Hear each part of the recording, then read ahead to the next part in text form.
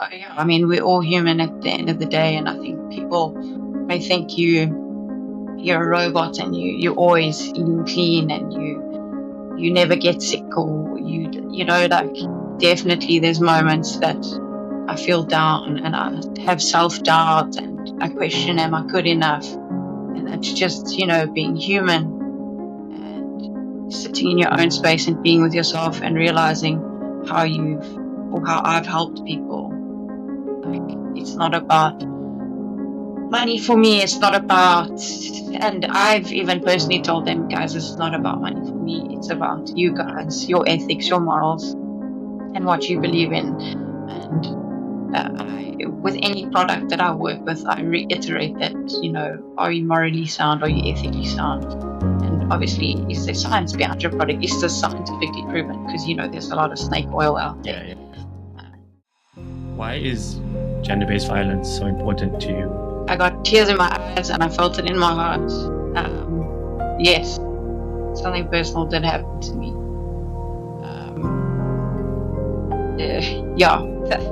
That's probably a different podcast, but yes, it is personal to me. And,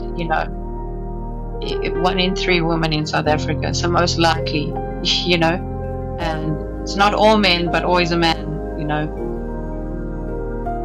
So, yeah, something did happen to me more than once. Yeah. Yeah. And nobody really knows about that, so that is like, I mean, people close to me know about it, but that is a reveal now the world knows. Hey guys, welcome back to Zen and Now. I'm really excited about today's episode. I came across her profile on Instagram and immediately thought I need to have her on the show. She lives and breathes fitness, recovery, and smart nutrition. She's a pro in exercise physiology, sports nutrition, and food science, and represents a leading high protein recovery milk brand. We're talking real wellness, balance, and mindset it takes to thrive. Please help me welcome Candice De Mendonca to the show, and let's dive right in.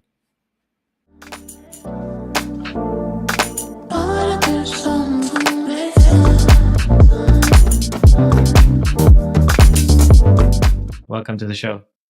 Thank you so much, and I'm really, really happy to be here, and awesome to engage with you and your audience. Yeah, I think I reached out to you, and I immediately felt that we probably knew each other, or we probably have like a connection somehow. It just felt right, when two people meet and they immediately have this connection and friendship grows, and it just felt like that. 100%, and I think the way we think, and we very much aligned along that journey, even like with health and wellness and other things. Yeah. So, Candice, for the listeners who aren't aware of your journey or who you are, you just give us a little bit of a background on, how you got into fitness and why. Look, I think it started when I was like 5 years old. I used to watch my brothers run cross country, and I would cry on the sidelines watching them because all I wanted to do was run. And that's kind of where my fitness journey started. And then when I went to primary school, I had an exceptional coach called Mr. Scott, and he kind of inspired me. Said, "Look, you're talented. You can do this."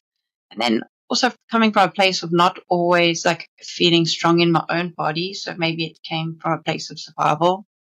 I wanted to get involved in movement to reconnect with myself physically and emotionally.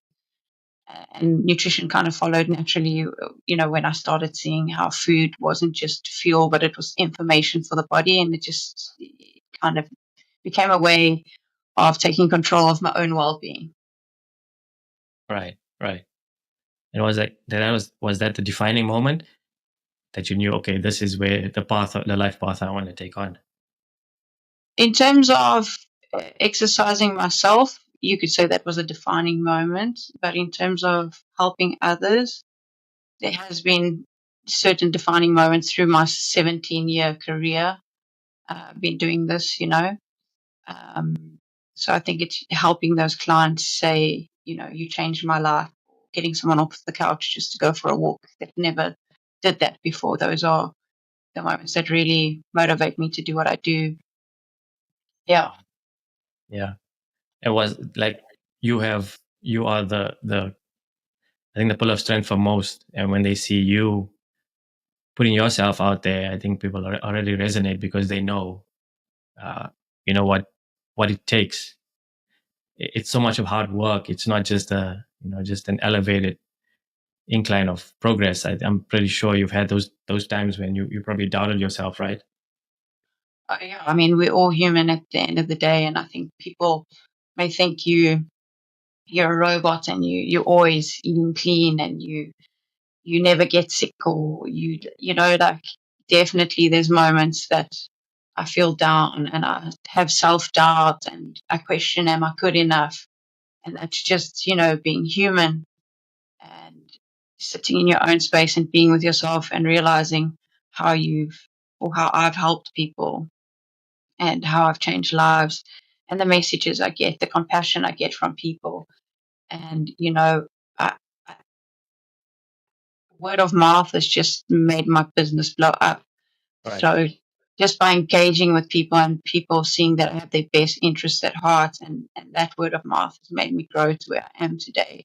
So I know at the end of the day, I'm doing something good and it's coming from the right place and it's coming from a place of knowledge and my heart at the same time. Yeah, I think people really resonate with authenticity a lot nowadays. I kind of like feel that's what people are resonating towards. Yeah, I guess, yeah, give or take 10, 15 years ago, I think people would have just eaten up what was in front of them. But I think now they're questioning a lot of what is real and Yes, what's not real. And I yes, there think that is the definitely a lot of generation, pro science and influencers out there. yeah, yeah, I love that analogy, bro, science and Pro science. influence. Like, people will take nutrition advice from their hairdresser, but not like the doctor or the dietitian.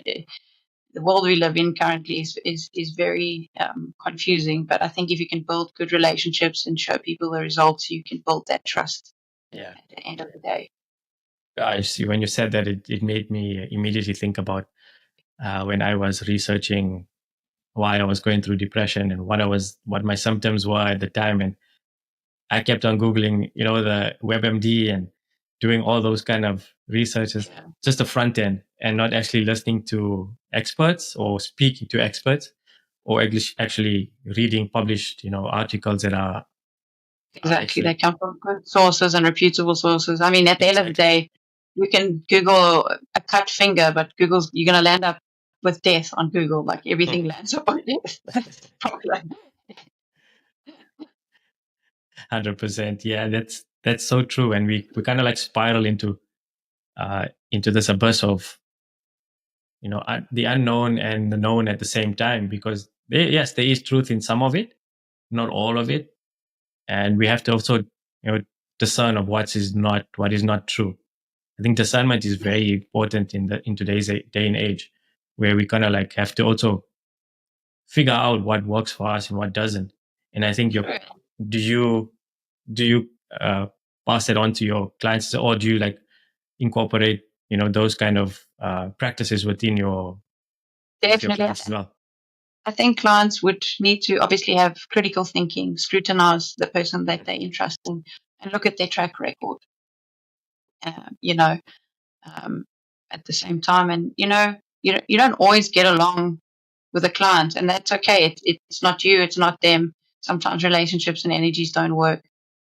But once you've built your tribe of people, you know, and they trust you, it's a beautiful thing, and it's beautiful to see people's changes, how their health changes, their mental health, through physical training and nutrition, and now we are learning that the gut and the brain are joint, the gut brain microbiome, and translating that into mental health. It's been wonderful to witness and see with my clients personally, but that's obviously just anecdotal. But Yeah. I'm sure for other trainers and other people qualified in nutrition, they see it too, because there is there's science behind it. Yeah. I mean, I previously had a guest on my show, and she also contributed to stating the microbiomes and how it affects us on a personal level, not just from a longevity perspective, but every day, day to day, Yeah. how it affects us, our energy levels, how we're feeling on the day.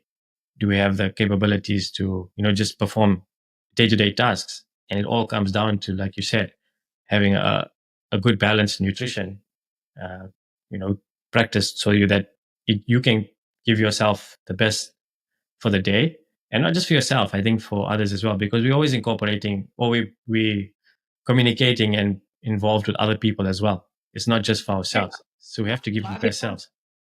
Life is so busy and rush that we even forget to self-check with ourselves, like sit back and how am I feeling today? What's my goals tomorrow? What's my goals in a week, a month? We need to self-check with ourselves. I think that's a very important aspect that a lot of people miss. And it's a good, healthy, small habit to create, which will lead to, great achievements. Yeah. Did you have that growing up? Somebody to, give you advice or self-check you? I think that coach, Mr. Scott, was probably my first version of a self-check. And I think I had good influences in my life in terms of my teachers, my sports coaches, and where I wanted to be the leader I wanted to be, the examples that I wanted to set. I mean, I haven't always had a clean slate, Yeah. We all grow up and we become, emotionally mature and adulting 101. 100%. So I just think for the majority of it, I've had good examples around me, numerous examples, and I've basically taken little bits from everyone. And obviously my environment has shaped the person that I am today. Coming back to, people who actually guided us in a way to really start to self-check. I think for me, actually, it was my wife, to be honest. Beautiful. Yeah. A lot of within our communities, there aren't that many people who actually look out for your best interest in terms of wanting the best for you or getting the best out of you. There's a small handful of people that will do that for you. I think by and large, the general consensus is a bit of a selfish act in a way. And I don't blame them. I think that's just the way, South African history was dictated and how we grew up. Certain generations went through traumas and didn't really understand. Definitely. Mm. And they went through those phases of life and they kind of like didn't have that themselves. So I don't blame them as well. Yeah, But we can I can't imagine like that generational trauma, systemic racism. I can be an ally. It's yeah, our history is crazy. Yeah. But I think we have the opportunity now to do something about it. Oh, definitely. Um, yeah, I'm very big on that. I'm sure you've seen that on my Yeah. social media and fighting for GBV rights and just being a good human and loving humans. That's important. Any humans, that is. It's we have this discussion all the time about being a good human. It's so fundamentally flawed nowadays. Or I think, self-indulgence. It's all about me, me, me, me. It's like the me movement, you can't really see beyond the tunnel vision that you have, and that's all you see. Yeah, and that me movement is so multifaceted in the directions of someone's mind, but definitely selfish as a whole.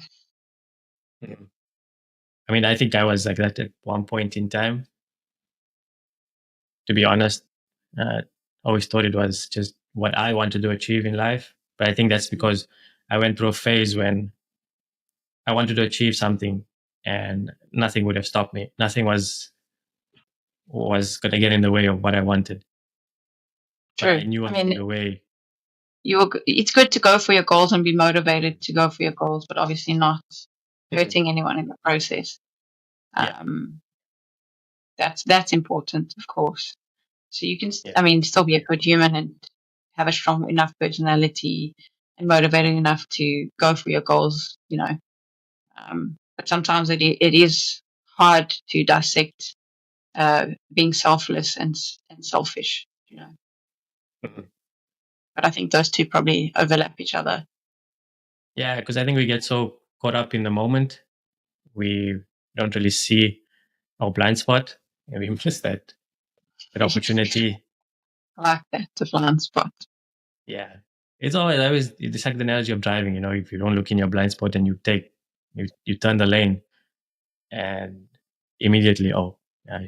But in the back of your mind, that's how we've been trained to drive. Exactly. But sometimes you just lose that focus. Through that possibilities there. And I mean, there's 8 billion people on this earth, and we forget there's 8 billion different personalities and thought patterns and processes and environments. And it's, human psychology is something else. And outside of fitness, how do you keep your motivation? Is there something that you do outside of it just to make sure that you're bringing your best self to your work? I don't feel like I need to be, switched on 24/7. I switch off, I do music lessons, I ride my motorbike, I go on trail runs on my own, I journal, I do stuff for me that I find calms my soul, kind of resets my mind and prepares me for the week ahead or the next day. I really like adventure and challenging myself in that aspect.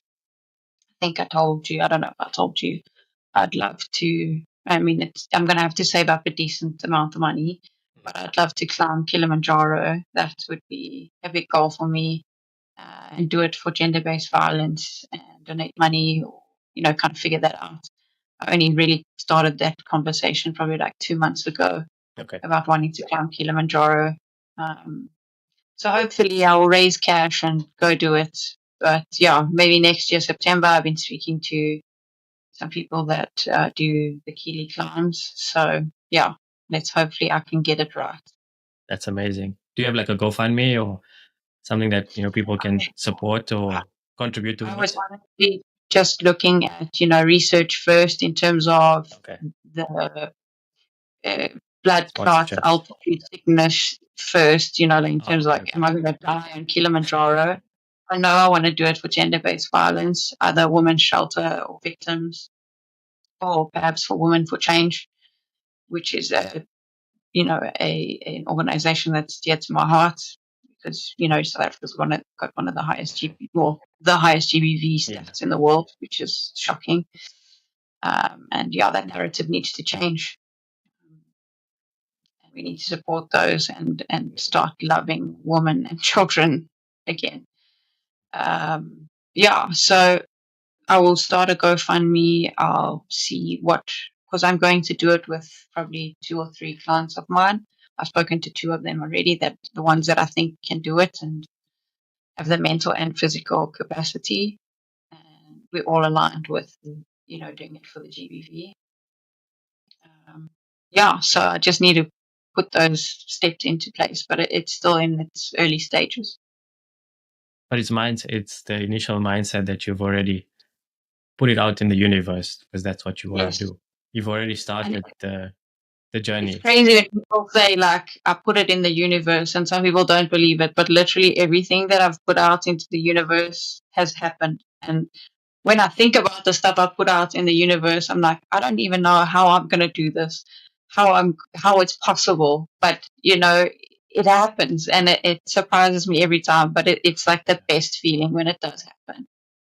Yeah, my previous 2 guests, the last guest, 2-time cancer survivor, and another, I also had. She was amazing. She was amazing. Wow. And she also spoke about the universe and how just putting your positive energy out there starts to also, you don't really realize when it translates, how it helps. Getting chills here talking about it, because crazy. And it comes down to, I myself too, as sometimes when you think of the things you want to achieve, but you just don't know how, and you'll just like, okay, one day I would like to do this, but you start researching, you start putting your energy into that want. Yes. And then it's like something happens, you don't really know, the universe puts you in a place of it gives you a choice. We always think now you have a choice. You can either accept that what is presented to you, or you can turn the other way. You can turn the cheek and say, no, this is not what I want, and you move on. But it's choices in life that we make. Even the bad ones that I've made, I had a choice. I had a choice, and I chose to do that action.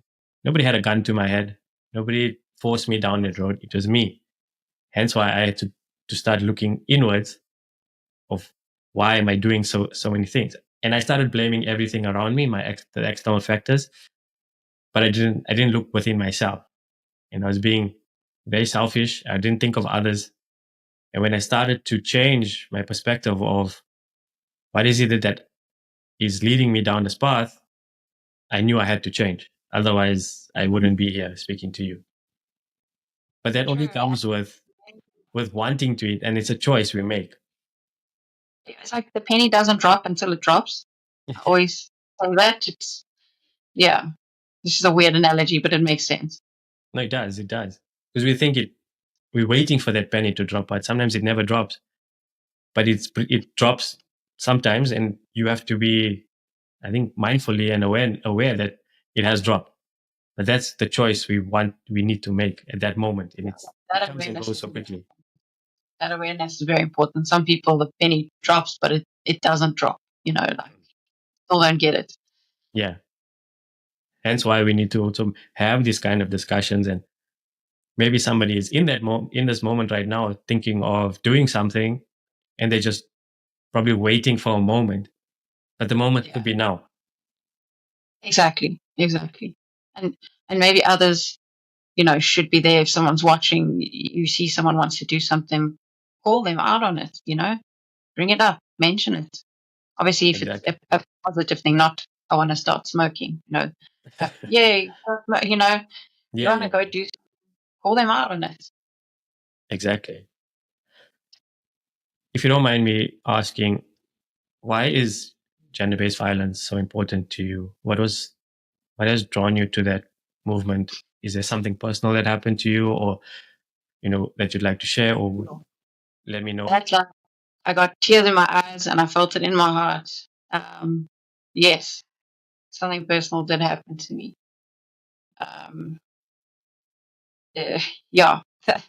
That's probably a different podcast, but yes, it is personal to me. And 1 in 3 women in South Africa, so most likely, and it's not all men, but always a man. So yeah, something did happen to me more than once. Okay. Yeah. Yeah. And nobody really knows about that. So that is people close to me know about it, but that is a reveal. Now the world knows. Thank you for answering my question. Awesome. I'm honest. If someone asks, I'm honest. Yeah, I think it's also bringing tears to my eyes a little bit. Yeah, I'm also getting emotional here. Sorry. No, don't be sorry. I'm sorry that you had to go through that, and it's I commend you for the way that you've kept going. You didn't just get swallowed up and do something to yourself, where most go through down that road. Makes you a harder person, and we all need to deal with our trauma. Mental health is as important as physical health. See the psychologist. It's not a taboo. Yeah. And men who cry are real men. You don't have to be this tough definition of what is a man. Like, go to a psychologist. Deal with your emotions. Deal with your trauma. It's important.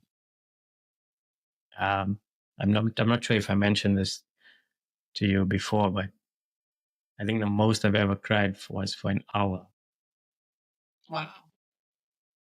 But straight, I just cried for an hour.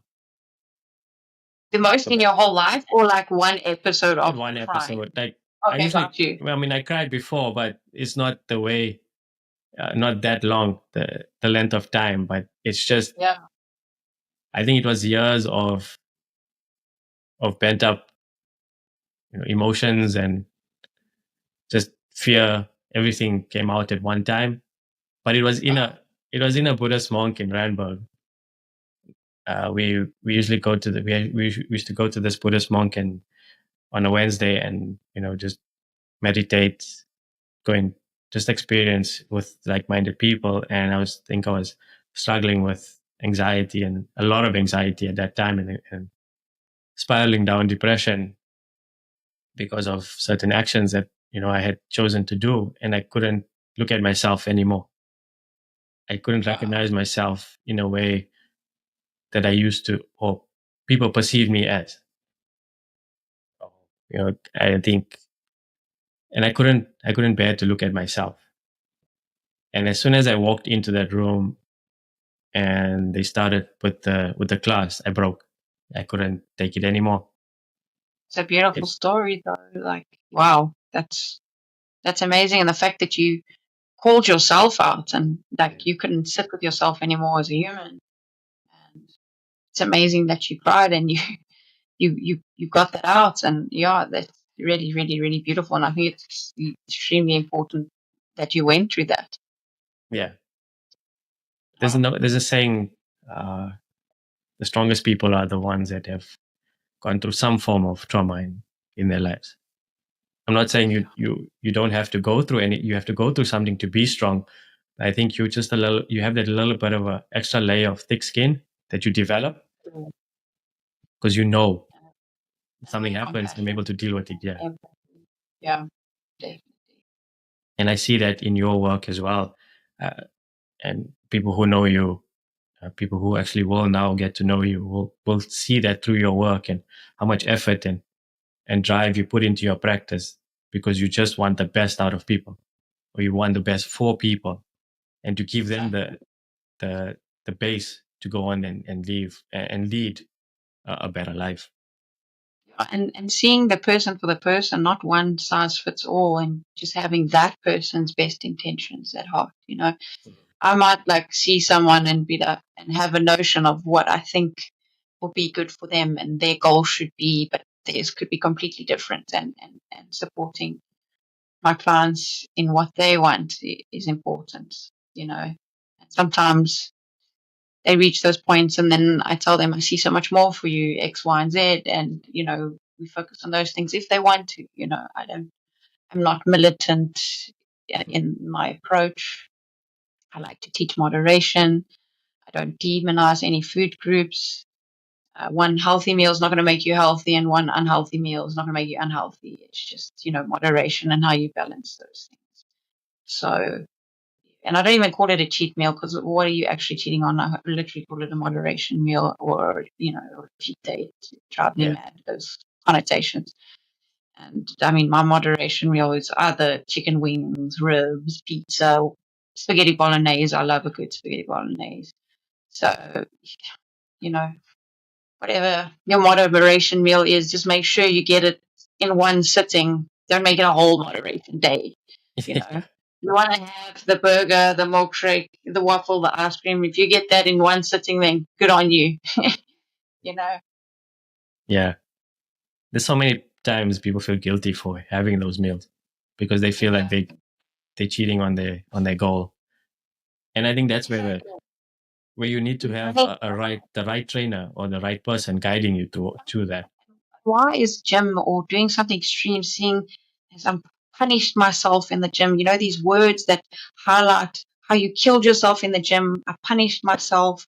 Like we need to change that narrative. And I looked after myself. I cared for myself in the gym. You work hard in the gym, but we shouldn't have these like negative kind of, and like punishment. It's not Beast a punishment. Yeah, it's beast mode, right? I just Have you seen the latest craze on the morning routine on Instagram with the ice face in the ice bowl and waking up at certain time and tape over your mouth and those kind of things? Yeah. I mean, if you want to do that, by all means, and you can stick to that, then cool. And you've done research and you see the benefits in it. But I personally don't think it is like you're going to create an obsessive mental health disorder, then actually care about your health at the end of the day when you start doing things that are that extreme. You know, there should be moderation in looking after ourselves, in training, in our, the way we eat. So it's like when people feel guilty for eating a certain food, that's already creating a mental health disorder. So rather just take it back to basics, eat in moderation. Look, even rest and recovery is just as important as the exercise. Like I have some doctors that I train that will train 7 times a week. Not to say they train with me 7 times a week, but they will not give themselves a rest day. And having the medical background, knowingly that rhabdomyolysis is a thing where your body breaks down muscle and then the kidneys get damaged because of that. It's overtraining. Not like stretching after workouts, not getting enough sleep. Like, yeah, doctors work really hard and they're on call and not being able to eat. Like, just sometimes even having the medical knowledge, but the application just doesn't happen, Yeah. So I think that human aspect sometimes overtakes our mind and the way we translate ourselves in how we act in the real world. Yeah. Might look good on paper, but in practicality, it's not good for you. Yeah. I mean, I think their career part or their profession it's healthy, but it's unhealthy because the healthy one is they looking after you, but the unhealthy part is they're not looking after themselves to take care of you. Because, like you said, I'm at least trying my best to look after my doctors. You know, that's good. but only a grain of sand. I really wish doctors looked after themselves more, but I know their schedules and their time and the way their rosters are dictated. It cannot be healthy, even for patients in the hospital. If you run a 24-hour shift, mistakes can be made as well. Of course, and it's life changing mistakes. It's not just your at home or you break a glass or something. It can be fixed, can be replaced. This is real people's lives you're playing with. We'll be right back after this short break. While you're waiting, don't forget to subscribe and leave a rating. It really helps the show. Now back to the episode. Exactly. I just hope the healthcare industry for doctors gets better and they earn enough to take time off enough for themselves because they do very important work and we need them. We definitely need them. I know doctors and medical professionals are getting a lot of flack lately. Especially with the introduction of robotics, AI, my one client into surgery as well. Exactly. You know what's so cool? Like, AI can be used for good and for bad, I guess. For one client, it's got the first MRI AI machine in Africa and the sixth in the world. It is so, so, so cool. Like, cuts the body up into different slices, and the AI will pick up, slice 4 and slice 400 doesn't look right, kind of split that out, and then the doctors can look and diagnose and see, So I think that's super, super cool. And I think the diagnosis that she told me, it was like 8 to 15 minutes, using MRIs on much longer. Yeah. Yeah. And that also then it gives the patient ease of mind or peace of mind knowing what's going on. Because I think a lot of people are anxious enough and just the wait time just kills them. Think of it every single day. You're waiting for somebody. You send a simple thing like you send a message to somebody and they don't reply instantly or within a space of, say, we put anxiety around it, right?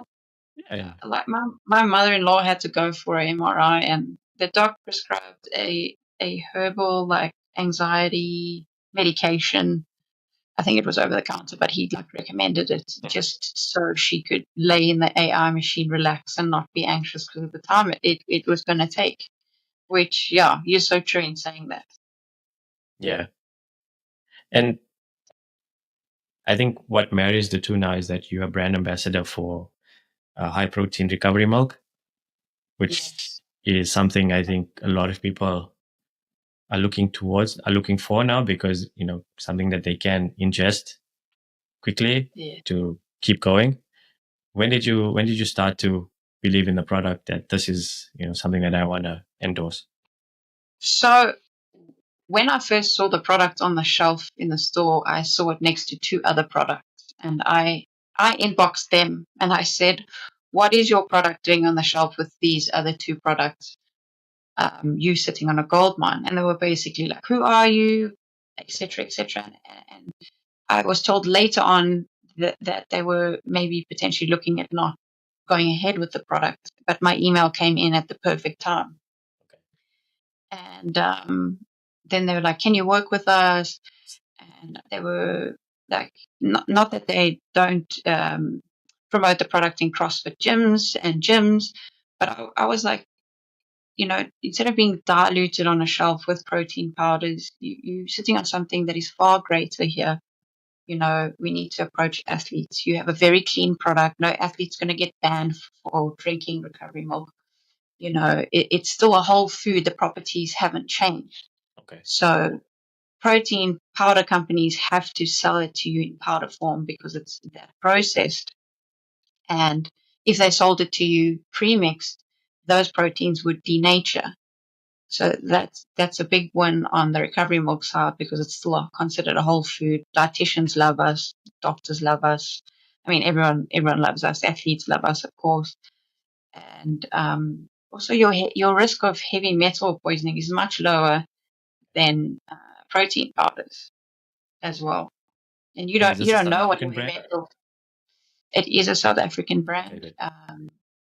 The holding company is Woodlands Dairy, and Woodlands Dairy owns First Choice. First Choice owns High Protein Recovery Milk. They make an array of high quality dairy products. Been to the factory, and the salt of the earth kind of people. And for such a big company, my mind is blown. The people that are behind it. Like, I'm even getting like emotional. I cannot, and not just because I work with them. Like, they are such beautiful humans, genuine, salt of the earth, have your best interests at heart, big on the environment, big on uplifting communities, and creating better socioeconomics for the people that work for them and the communities around them, recycling, looking at, more eco-friendly ways of running the factory as well. It's just honestly, even if I was not a brand ambassador for them or doing sports nutrition for them, I would still back them 1,000,000%. Like, it's not about money for me. It's not about, and I've even personally told them, guys, it's not about money for me. It's about you guys, your ethics, your morals, and what you believe in.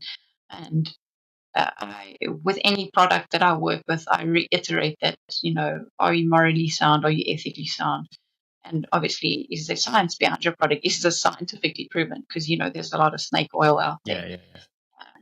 So I will stick with recovery milk till that 80-year-old granny in the gym, because my goal is to get off the toilet at 80 and get out the bath at 80. I just want to be strong enough for that.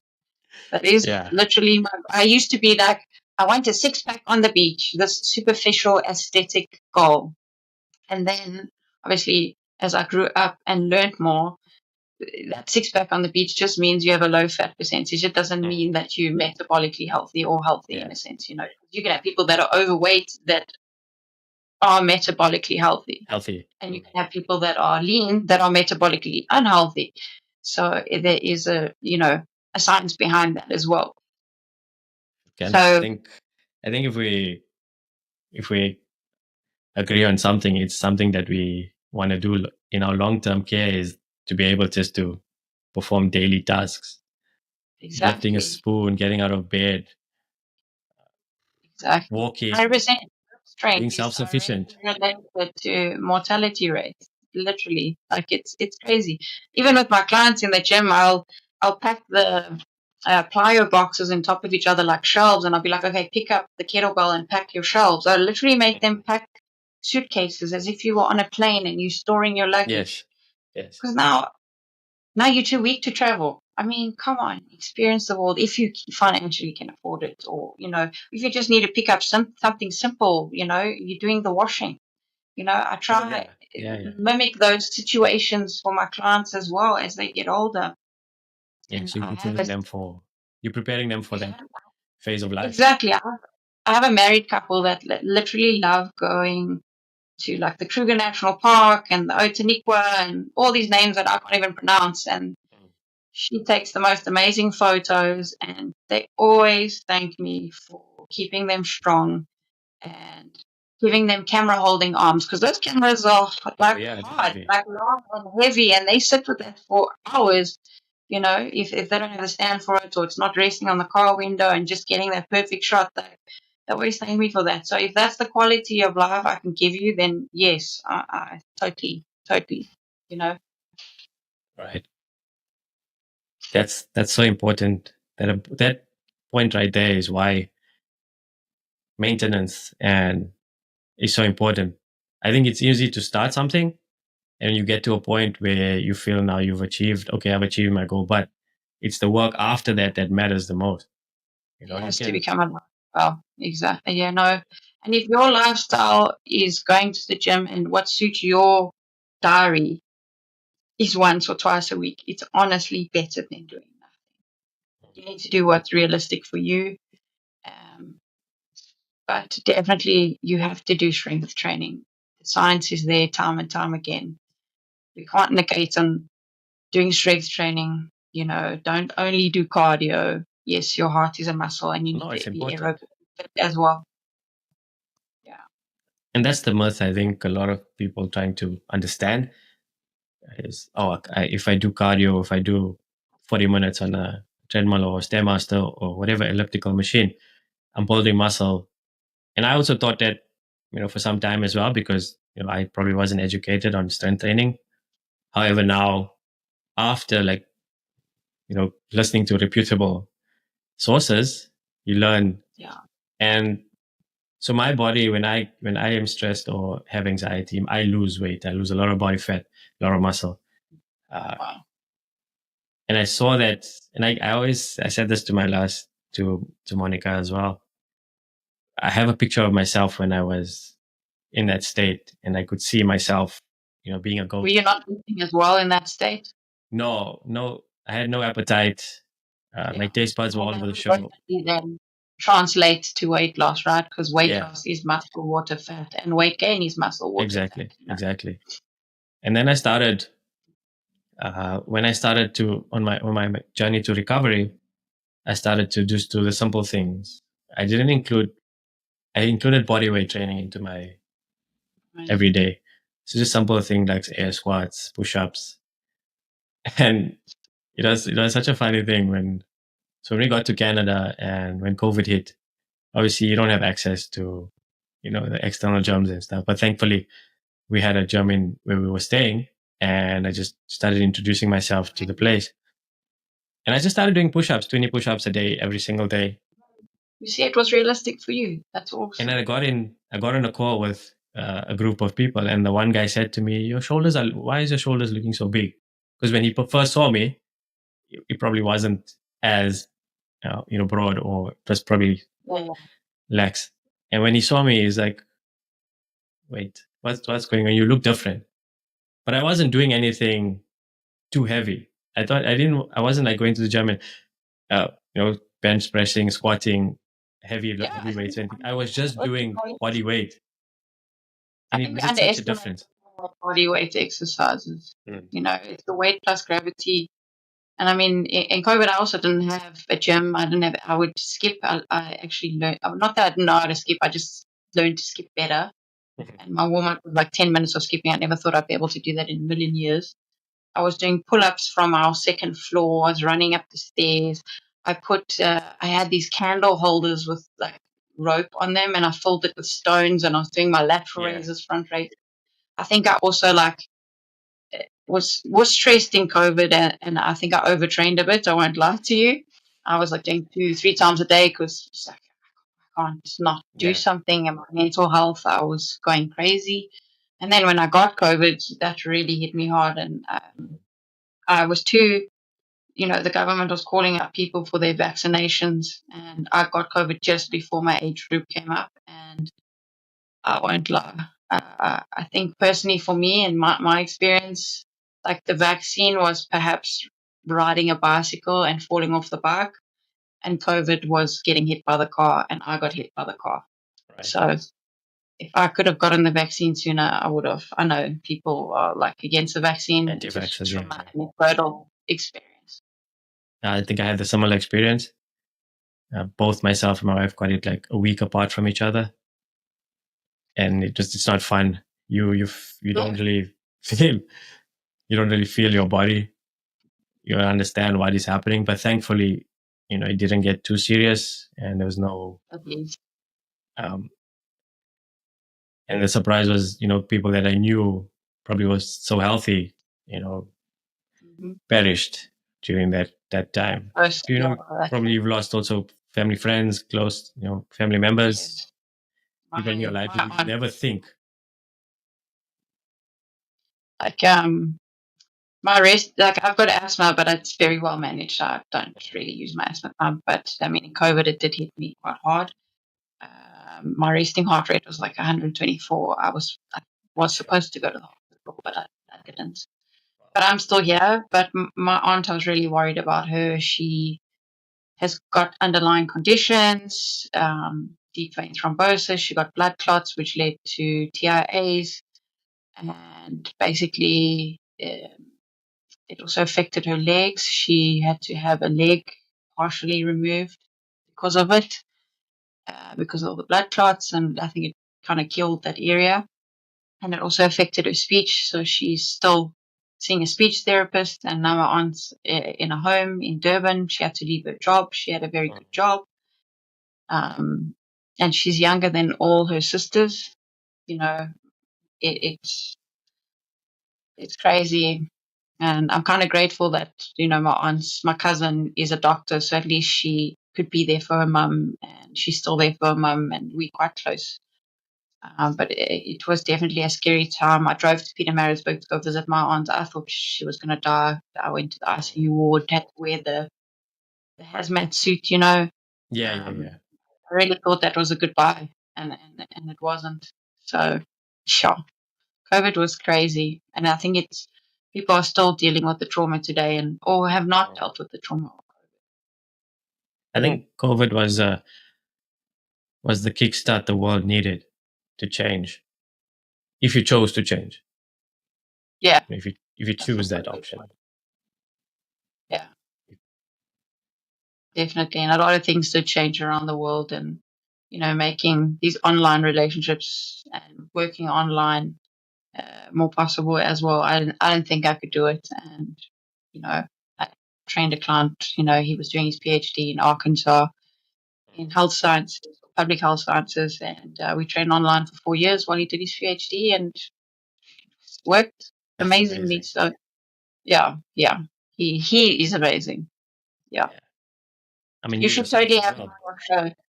You should totally have him on your show. For sure. Please send these details. I'll definitely. Amazing. Yeah, I'm always looking for people who are inspiring, who can have a story, they can share it and help somebody else along the way. Super, super intelligent. He's got a story through adversity. He's just an amazing human. Very socially aware, very self-aware, very emotionally mature. He has taught me profoundly, and I'm super, super grateful for him in my life. And you will see when you have him on the show. He's amazing. Amazing. Thank you for that. Sure. So Candice, I want to go back to when things get a bit tough or challenging. How do you manage that situation? Do you prolong stay in that, or is that something now that you've come to realize that I have tools to deal with it?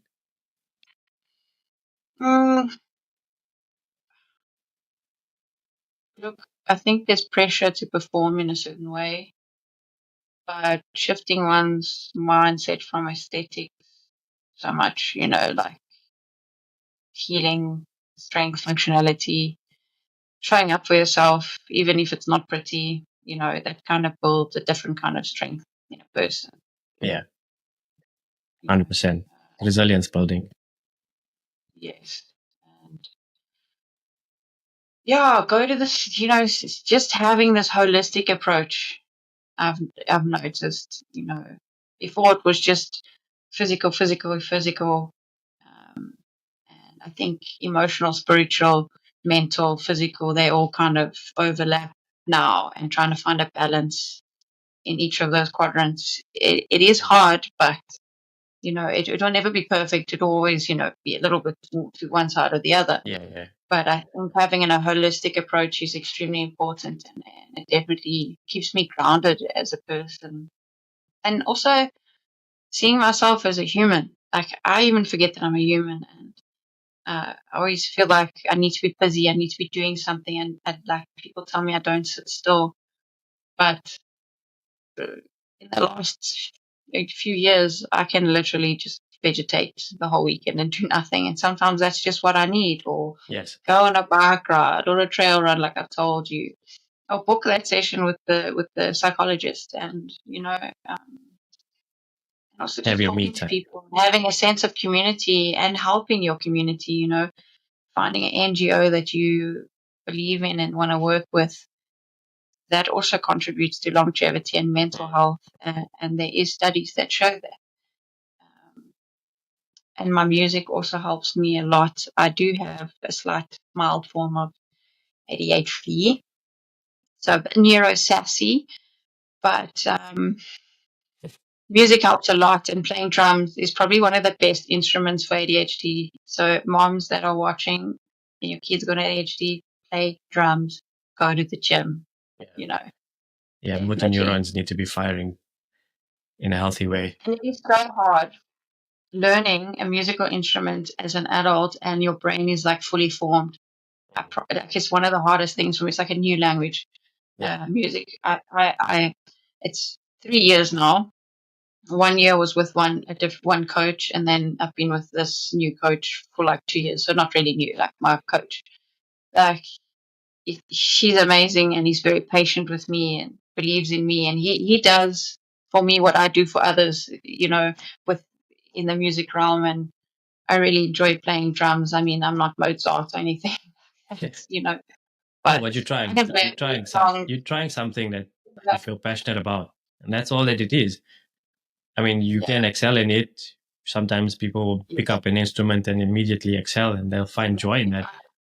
I don't have that natural musical talent. Like, I can read and play what's in front of me, or I can watch my coach play something and then I can play it. That helps me a lot. So a lot of the time in the session, I'm doing the same thing and I'm kind of mirroring him.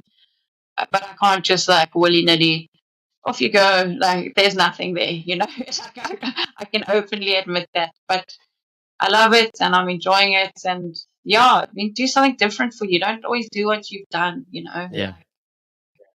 Just get off the couch, I guess. Not to say the couch is a bad place. Yeah. Like, sometimes just going for a walk even. Drink a glass of water.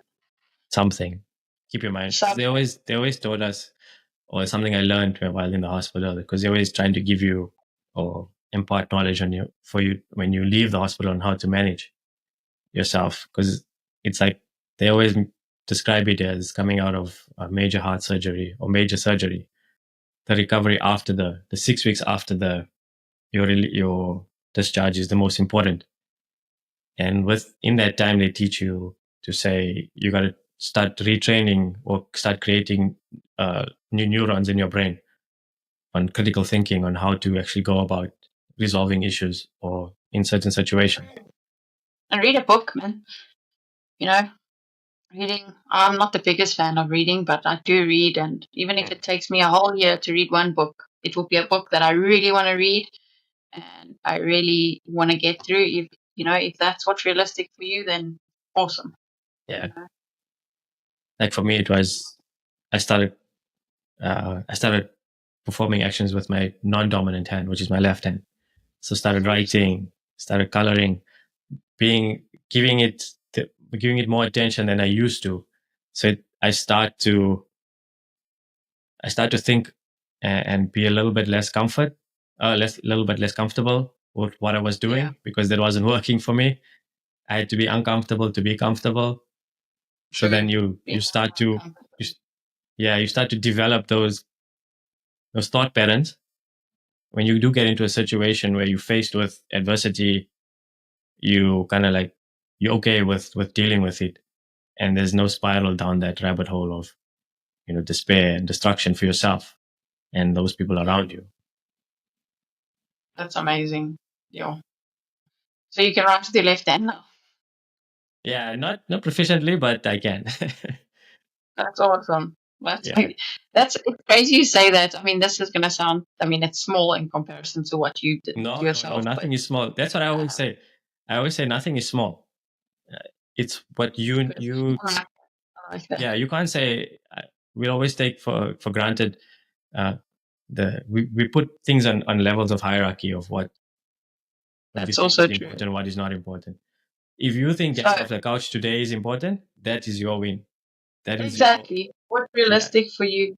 Exactly. So you're talking about that. Like I literally on my phone, my keyboard. I don't know if you can see it. You can't really see it. It is split, so both my thumbs work, and people are like, weird. We have a divide in my keyboard.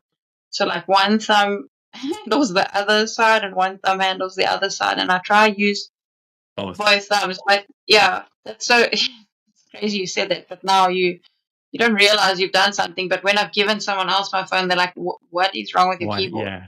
Yeah. I don't realize it, but yeah, that's awesome.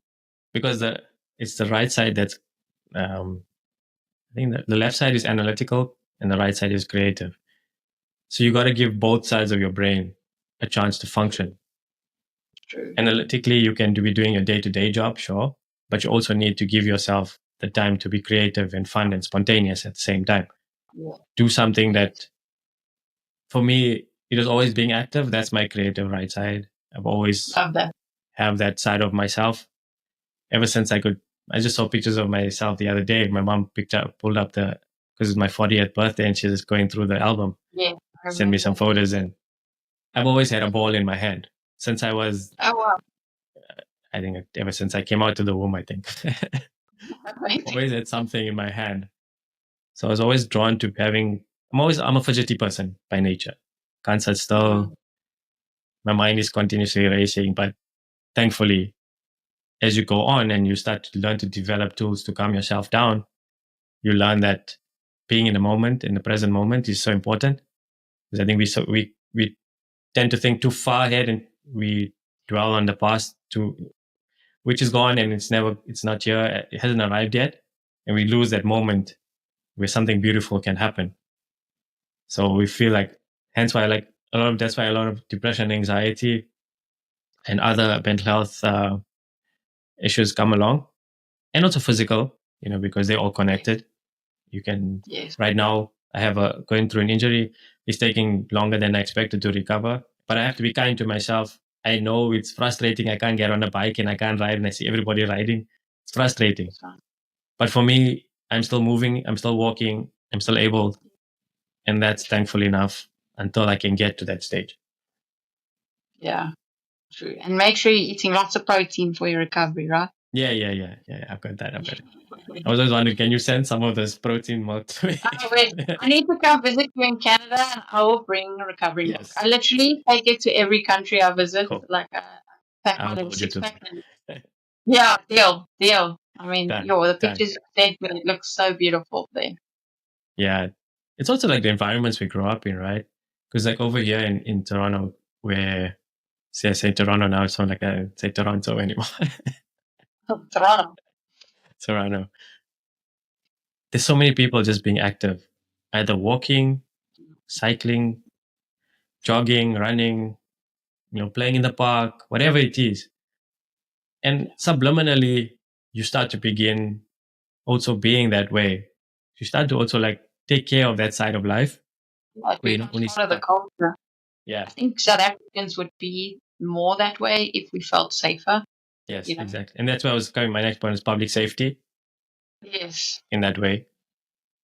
And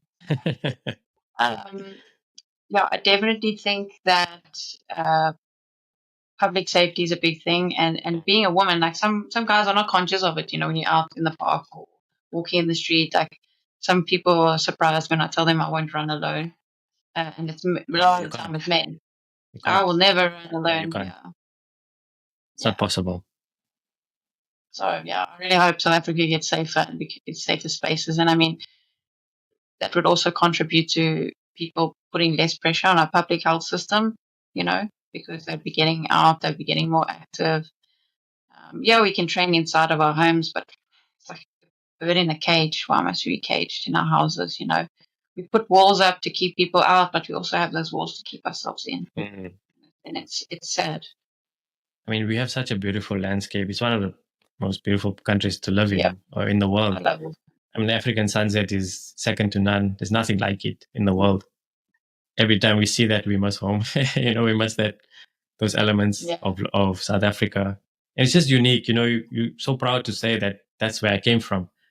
In hindsight, yesterday we were on a walk towards the park that I showed you the video from, and my wife was like, we're so thankful that we grew up in South Africa as South Africans. Yeah. Because we were thinking, what if we grew up in the States or in the West or certain parts of the East or wherever? I don't think we would have got the grounding that we got if, this is me tooting up South Africa in a way that it humbles you, it allows you to understand multiculturalism, inclusion, diversity, because we grow up in it from the time you're born. Exactly. And you more... Some people haven't woken up to that still, 30 years later. But I think South Africans are beautiful people, super friendly, compassionate, empathetic for the most part. I really love this place, and I love the people, and I have such hope for our country. It will always be home. Always be home. Same with us. And I'm not talking why I left South Africa is not because I hated the country. Of course, I love it. It's just that we had ambitions and goals that we always wanted to live out. And that's it. Africa will always be my home. It'll always be part of me, ingrained in me until the day I leave this planet from a physical perspective. Yes. But I mean, we found a place that we could carry out our life purpose. Yes. Hence why I'm here. Hence why both my wife and I are here, is to carry out our life purpose. And we that's what we are happy with. Yeah. It's not that we're content. We are happy that we are here. That's important. You are happy, and you need to be happy. Hopefully your viewers will, if anyone's from Canada or outside or not in South Africa, visit South Africa, experience the people. Don't just listen to what the narrative is that's on news and media. This place is, it's amazing. Definitely worth visiting and experiencing. Yeah, I mean, we always give people the honest feedback. Any advice? Be safe. Make sure you just leave everything you need to in the hotel, or if you're traveling, just travel minimally. Travel with groups. Don't travel by yourself, because there are places in South Africa that are not safe, and that's the truth. Same here in Canada. Not everywhere you go is going to be safe, and that's just the truth of it. Mm-hmm. Definitely. And I feel because there's always that discussion. Oh, you left South Africa. You left. Why did you leave? If you miss it so much, why did you leave? No, I left because sometimes your trajectory is not. Yeah. Your trajectory is not where your feet are. Where your feet started in that soil. Like life changes all the time. You could be back here in a month. It didn't come from a place of hate or dislike or Yeah. I know. Your trajectory was different. A cousin of mine also had tried to live in the UK for a little bit, and things didn't work out. that's okay. And he moved back to South Africa, but nothing can take that experience away from him. Everyone will be like, oh, you failed, and why did you come back? And you should have. No, but at that point in time, it was the best thing for him to do. Exactly. He tried something, it didn't work, and that's okay. It's never a failure. It's just learning or school fees, like we never fail. I don't think anyone fails, to be honest with you. Yeah, it's just learning and growing on that. So hopefully your cousin doesn't feel like he failed. I haven't spoken to him about it, but having gone through the similar journey now that he has, I hope he doesn't feel that what he did is, or what ended up as a failure is not a failure. It's just something that at that point in time you had experienced, and that take the positives out of it. Because it's not easy to pack up your entire life, leave your support structures, and move across the world and then be happy all the time. It doesn't happen. That's bravery rather than failure, That's super brave, And like you mentioned earlier, we have to rephrase how we speak to ourselves. Yes. And I mean, for me too, I still catch myself sometimes. And I'm like, no, this is not how I need to structure this. Like just simple things, even in the gym is a good example where people call it ladies push-ups. Like, no, it's just push-ups on your knees. Just push-ups on your knees, it shouldn't be less of, Exactly. Speaking of which, what is a sense of reward? Every message that says you helped me change my life, it's not always about huge transformations. Sometimes it's someone who found energy again, or someone who ran a 5K for the first time. That's everything. That's reward for me. Is changing lives and narratives at the same time, and breaking those narratives. With education at the same time, and giving my clients the tools to their toolbox to have a better, long, fulfilling life. And, longevity is not just living long, it's living disease free, So I think just when clients are, you changed my life, then that's just an affirmation that you've changed somebody's life, saved somebody's life, or changed their life's trajectory is just enough. Yeah, I mean, adding years to someone's life and giving them mobility and flexibility. I mean, my one client couldn't even rub her dog. That sounds ridiculous. And now she can bend over, pick the dog up, rub the dog, move the dog. Like it sounds silly, but that was her struggle. She's like, I can rub my dog now. Her hips were so tight. She would like shuffle into the gym. I'd hear her feet on the floor because she couldn't pick up her legs properly. She was just so tight. So, thank you, Candice. I can rub my dog now. I'm like, wow, that's so, it seems so menial, but it is so big for her. Yeah, that's amazing. Yeah. Yeah, it's a similar thing. I mean, we all want recognition in some way.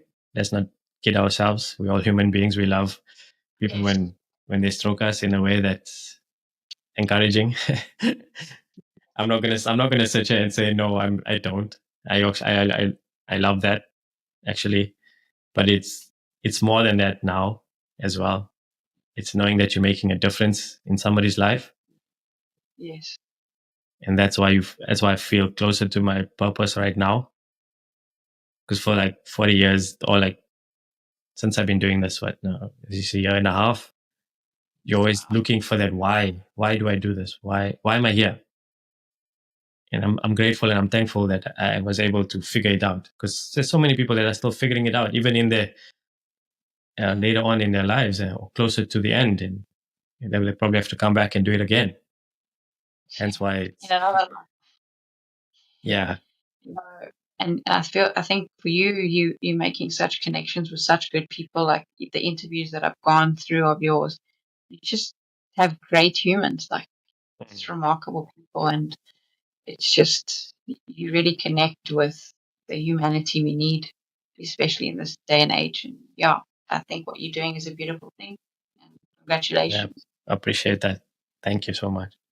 And I hope to inspire even a lot more people. And the next I think mission is to try and tap into the young minds and listen to what they're going through, because it's such a space of specificity of social media, the online world for them, I think, is everything now. Yeah, even us. Not our generation. I'm 38. I mean, we close in age, you know. Yes. I don't even understand that world. Even like watching adolescence, was like, wow, is this what kids are going through? Is this the world? Is this what social media is doing? Like it's crazy. And I think you starting at grassroots and just kind of getting where kids are at, or young adults, you know, that would be amazing. I'm curious to know as well. And I'm sure it might align from country to country, but it could also differ in people's thoughts, feelings, translations, and interpretations of the world around them. So I'm super keen to see what you have next. Hopefully that you can. It's a challenge to find people, young adults or young people to speak. Openly and honestly. I probably contact with some medical students, but they're out of high school. But I'd love to know what high school kids are thinking. Mm-hmm. Yeah, I mean, I have my wife's nephew now. He's 17, going into 18. Finishing his high school. That's the perfect person. Yeah, he's got a bit of opportunities now. But when I listen to him, I'm like, yeah, you need a little bit of guidance. Yes. Because what they see in school, what they experience in school is totally different to what we grew up with. So we don't really understand it in a way. So I'd like to understand it a little bit in a more complex level of what is actually going on when you experience these phases of life. Because let's be honest, teenage years for us there was no online presence. We had to physically do everything. Like even walking to somebody that you like, buying sloppy joes and chocolate milk, literally. Yes. Like, I was not and I didn't even know what online was, until I guess the internet came out and we got dial-up in Carter 95, and that was that was the first. I remember those. Oh my gosh, that was Yeah, our online was actually walking next to your neighbor and saying, "Hey, do you want to hang out? Let's go play outside. Let's ride our bikes to the swimming pool, or to the cricket field, or soccer field, to the park, and let's gather up some friends and play a bit of soccer." And us growing up with telephones that were attached to wires. What? It's crazy. I mean, you're saying going to go play outside. I was riding my bicycle as a kid around my complex, and my dad was like, "Don't go ride your bicycle in the field." And what did Candice do? She went to go ride her bicycle in the field. And I got knocked over by a car. Oh, no. But yes, we were outdoors. We were experiencing things. But yes, I survived being knocked over by a car. Not a fun experience.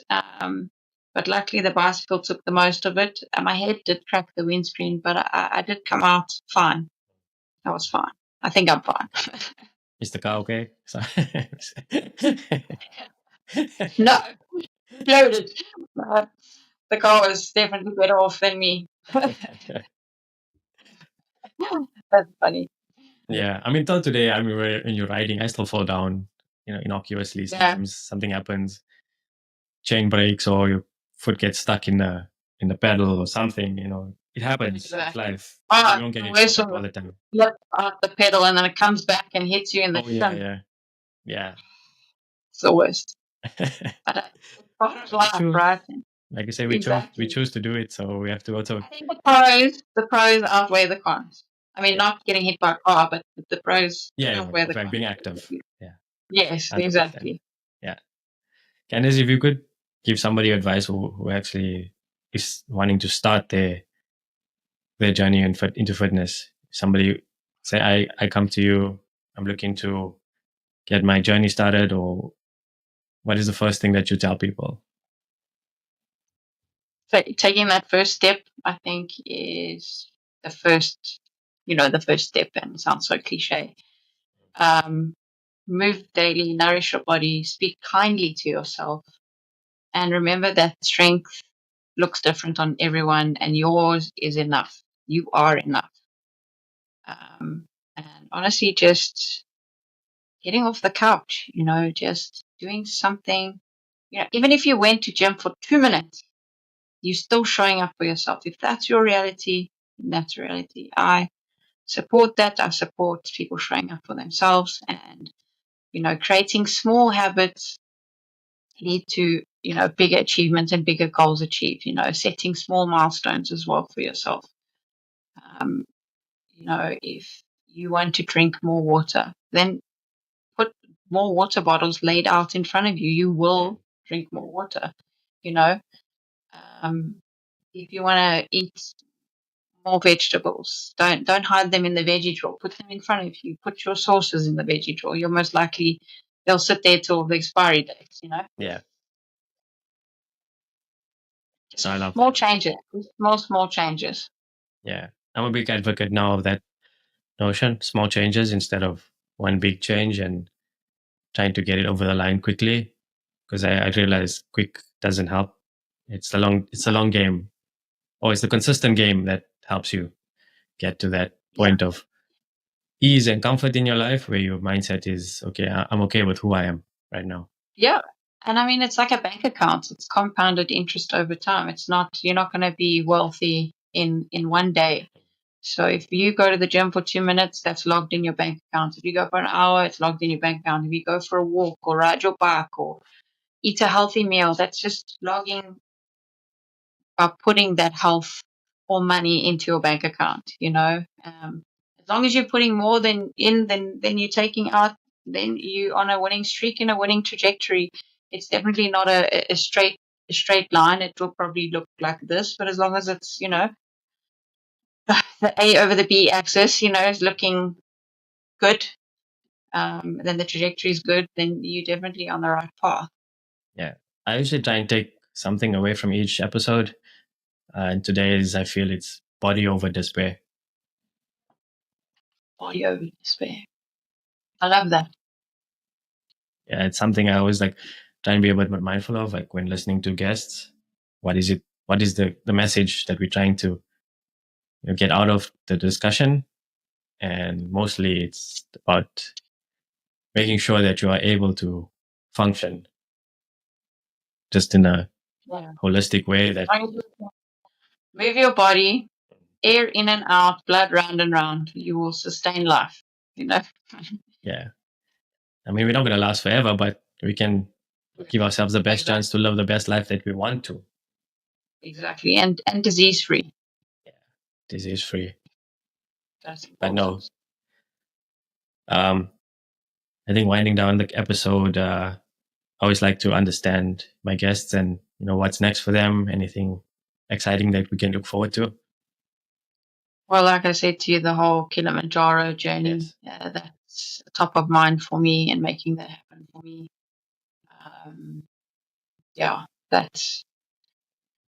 That's my next thing. And whether it takes me 1 year or 2 years, I will eventually do it. I will do it. And definitely. Amazing. I look forward to watching that journey. You will see it. Definitely. Amazing. And also, if you have the GoFundMe, let me know. I can always reach out to my network.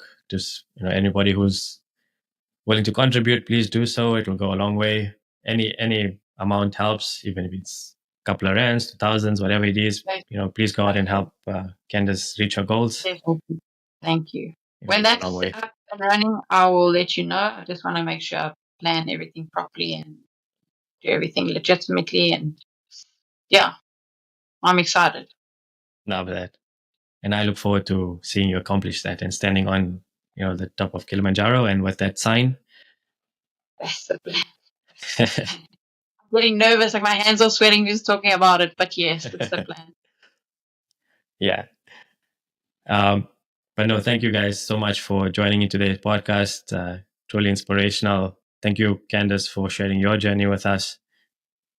Every emotion, we could feel it through the podcast. I think every part of the discussion really made me feel like I've known you for years. True story. I feel like I've known you for years as well. I feel like I met you in South Africa. You moved there. Like I feel like I've seen your journey. It definitely feels maybe in a past life we we knew each other. Probably, without a doubt. Yeah, for sure. Yeah. Thanks for having me, and keep doing what you're doing. I think this is a beautiful thing, and we need more. We need more Zen and Now. Yes, I think we do. I'm just trying to give people the best chance to live their best lives. Exactly. I appreciate that. Well, thank you guys for joining in today. Hope you guys can take something away from this podcast. And until the next one, everybody, stay Zen. Thank you so much.